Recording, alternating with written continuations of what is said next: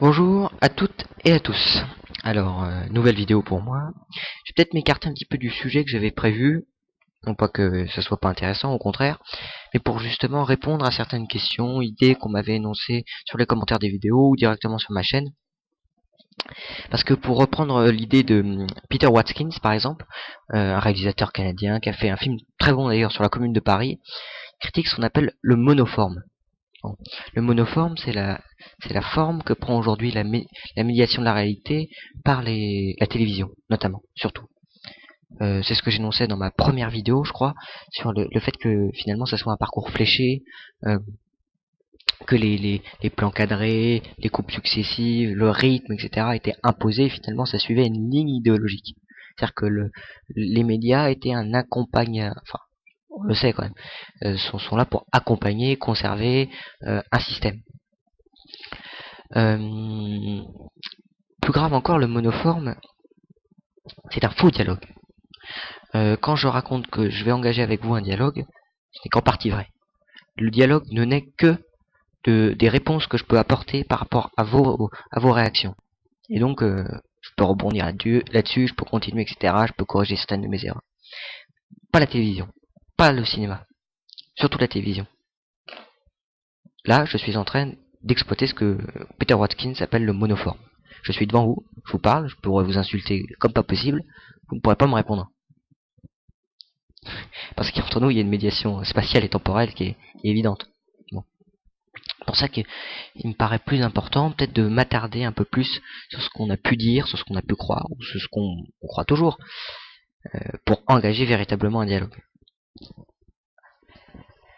Alors, pour répondre à Frédéric, sur créer un courant d'idées, c'est peut-être ce qui se rapproche, c'est vrai que c'est le terme parti est faux. Pour moi, la politique se réduit pas, ne peut pas se réduire, ne doit pas se réduire à un parti.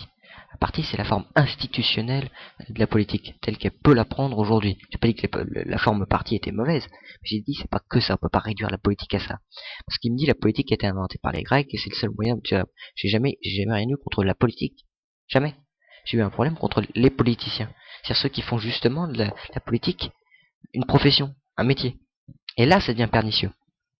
D'ailleurs, il faut savoir aussi tirer un bilan critique de ce qui s'est passé avant.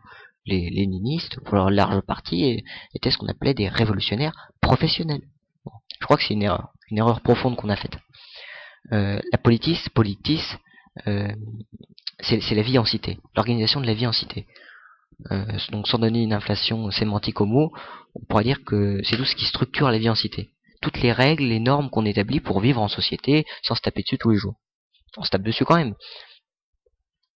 Donc faire de la politique, c'est réfléchir à l'intérêt général, c'est réfléchir à l'intérêt commun, c'est réfléchir au monde, c'est porter des valeurs qu'on essaye de transposer, imposer, convaincre, etc. C'est des rapports de force qui s'installent aussi, inévitablement. On peut donc faire de la politique sans faire le politicien, sans chercher une place à l'intérieur du système. On peut faire de la politique en voulant changer le système.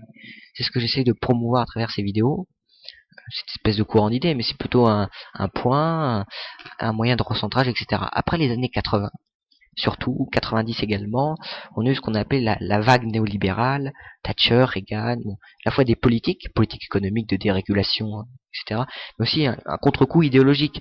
Bon, il y avait l'effondrement du bloc de l'Est, fin de l'histoire, etc., etc. Donc il y avait un climat, une atmosphère sociale qui était très lourde. C'est un fardeau que des générations comme la mienne, je suis né en 92, je suis né après la chute du mur de Berlin, après l'effondrement de l'URSS, etc. La doxa néolibérale, je veux dire, j'ai été baigné dedans. Moi, ma première élection, c'est quoi? Enfin, mes premiers souvenirs d'élection, c'est Jospin, c'est Chirac, etc. Bon, grosso modo, on s'écarte pas de la ligne. Ou pire, c'est Le Pen, 2002, première élection présidentielle. Donc, c'est pour ça que il faut repenser, refonder, remettre sur le devant de la scène l'idée de la radicalité en politique. Alors l'idée de la radicalité en politique, c'est pas simplement la violence. La radicalité, c'est chercher le basculement, c'est chercher la rupture. C'est des ruptures qui peuvent être institutionnelles, c'est les réformistes, ou qui peuvent être plus violentes, c'est les révolutionnaires. Mais c'est toujours c'est porter ce discours de la radicalité. On va peut-être faire un peu de philo aujourd'hui, sur le concept, par exemple, de liberté. Par exemple, on a marqué, totalitarisme et démocratie se ressemblent, mais c'est profondément différent, ne serait-ce que dans l'expression des idées. Je nie pas ça. Ce que certains pourraient vous répondre, c'est que le condamné choisit juste la longueur de sa corde. Bon, mais je suis pas aussi caricatural que ça. Je sais très bien qu'on a une liberté d'expression. Mais la liberté, c'est quoi?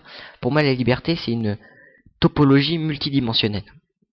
Alors, pour reprendre l'idée de Sartre, par exemple, qui était très fort sur la liberté, c'est que la liberté, finalement, c'était l'exercice de la volonté, le choix, l'engagement. C'est-à-dire que ma volonté s'exerce pleinement, sans entrave, sur une sphère délimitée. C'est cette sphère, c'est ce qu'on ne choisit pas. Là où la liberté s'arrête, c'est les termes du choix, qui nous sont imposés, ou qui nous sont dictés, ou qui nous sont induits, ce qui est plus pernicieux. Et aujourd'hui, ou dans tout, la liberté, en fait, quand je dis que c'est une topologie multidimensionnelle, c'est-à-dire que c'est un contour. Il faut imaginer une sorte de, pas un cube, mais quelque chose de protéiforme, où notre liberté s'exerce à l'intérieur, et les remparts, les frontières, elles sont poreuses, elles sont friables, c'est ce qu'on appelle les marginaux, c'est ce qu'on appelle le politiquement correct, bon, et on tourne autour de ce conglomérat, et qui s'écarte trop de la ligne, finalement, on lui tape dessus. Alors, ça peut prendre un cerceau moral, c'est ce qu'on appelle les normes, ou alors ça peut être un cerceau juridique, ce sont les lois. Généralement, les deux essayent de s'accorder, sinon, à partir du moment où ça explose, si normes et lois sont trop désajustées, la société tient plus et ça explose en plein vol, rapidement. J'ai vu ça par exemple en mai 68, où il y avait un décalage entre des lois qui étaient très conservatrices et une mentalité qui changeait à un rythme assez important.